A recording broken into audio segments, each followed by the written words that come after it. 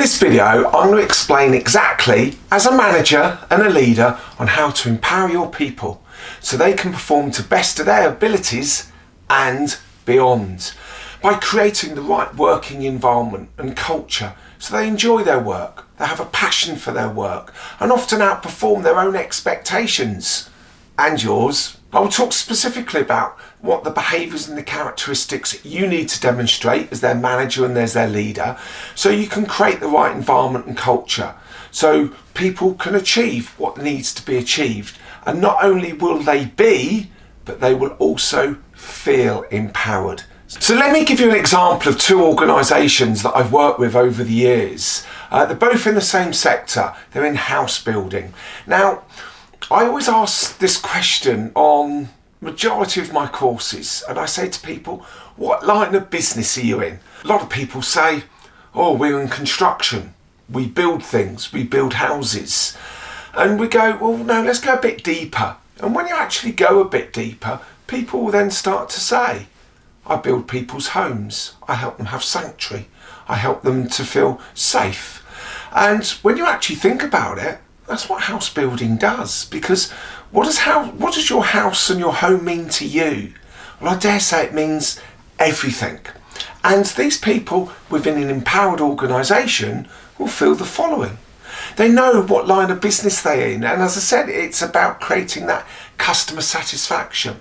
They know their role, they know how to contribute, they know how they can go about making decisions for the greater good of the customer and the business. They don't always have to follow minute processes. Oh no, you can't have that because we haven't ticked it off the form. They use common sense to solve problems. So within this empowered organisation, people understand the what, the why, the how, the who, the where and the when of their job role, and what's their expectations. They will be coached and given ongoing feedback. They're given freedom to make decisions and to present and discuss their ideas and naturally be accountable for them. They'll appreciate the impact they have on themselves, their team, the business, and also the end client or customer, depending which type of organisation we're talking about. And obviously they'll take responsibility and have good self-awareness, because as we said, they're building a home, they're building sanctuary, they're building peace, tranquility, a place of comfort. Remember what your home means to you on a very cold winter's evening. Yeah, so all of those things. So think about that first organisation. Because another organisation I worked for, this company, people just had a job, had tasks to do, processes to follow. They weren't sure of the impact of what they actually did on their end clients. Well, I've got nothing to do with the end clients. I never speak to them. It's nothing to do with me. They're just in construction, whatever that may be. And they follow the rules and the processes and hope it all goes well. They come up with ideas or produce project plans. They often feel like they're school children. It's marked out in red, and their managers sort of are too overpowering and say, no, we don't do it like that. No, that can't be done like that. No, you need to follow this. You need to do that. I've told you to do it that way. These people then start to feel that when they've done their job, well, I've done my bit. Well, that's not my job. Nothing to do with me. They won't make decisions based on the benefit of the client and the business. So what you've got to ask yourself in this hypothetical situation, which was actually very true, but this hypothetical situation that I'm presenting to you is, which house would you prefer to buy? From the first organisation or from the second organisation? So thanks for being with me on this. This is a really important download we've got in the box below that I'm sure you're going to find very useful for yourself and your people.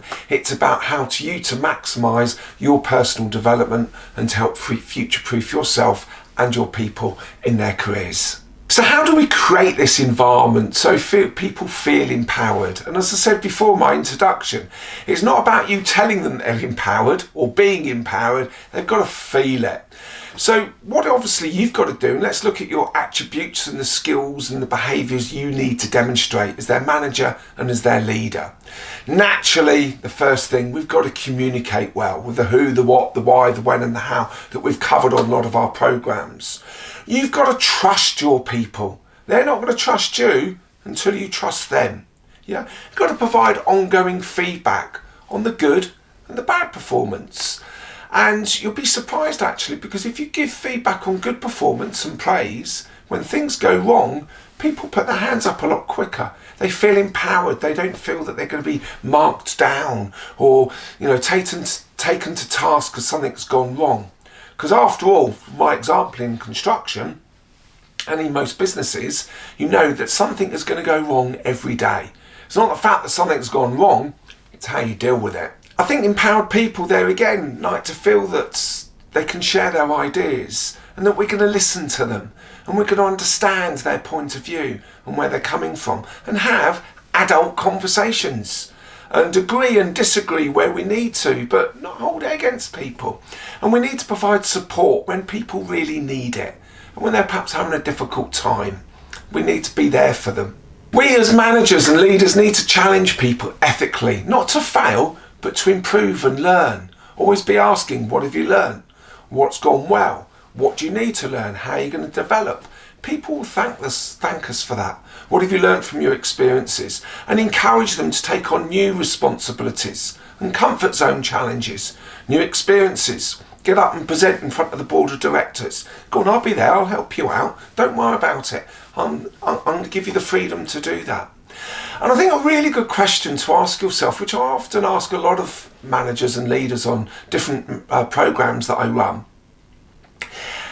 If you've got children, or if you've still got family or parents still in the working environment, how would you like them to be treated? That's a really good question. How would you like them to be managed? And I'm sure all the things that I'm discussing here are the things you would like them to receive. So perhaps it's time to go and look in the mirror and have a good honest conversation with yourself. Are you creating this environment that your family would like to work in, and therefore the people that do work for you would like to work in, so they can feel empowered?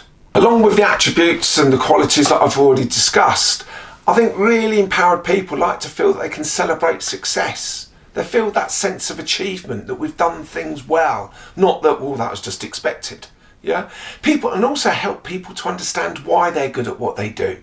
That builds confidence and competence, which are two important aspects that I'm always talking about. And yeah, I want my people to be confident and competent when they're presenting to clients, dealing with other departments, dealing with my senior directors. So yeah, how are you going to create this environment so they can grow into these confident and competent people? But challenge them, and always be challenging people, as I always say, ethically. So what next in terms of learning and future-proofing themselves? For the team, for themselves, and for the business, so we can continue to grow. So they feel that they can take responsibility for themselves and build great self-awareness.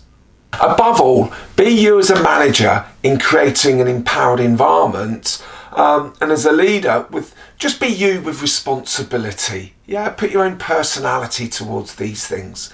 Create trust, an empowered environment that people will enjoy and want to work in to the best of their abilities and achieve their shared goals. Plus, don't forget to celebrate success. So thank you for being with me on this journey. This is a 4-part series on being an effective manager. So please do see the other 3 videos. Please like, please share, and I look forward to seeing you on the next one.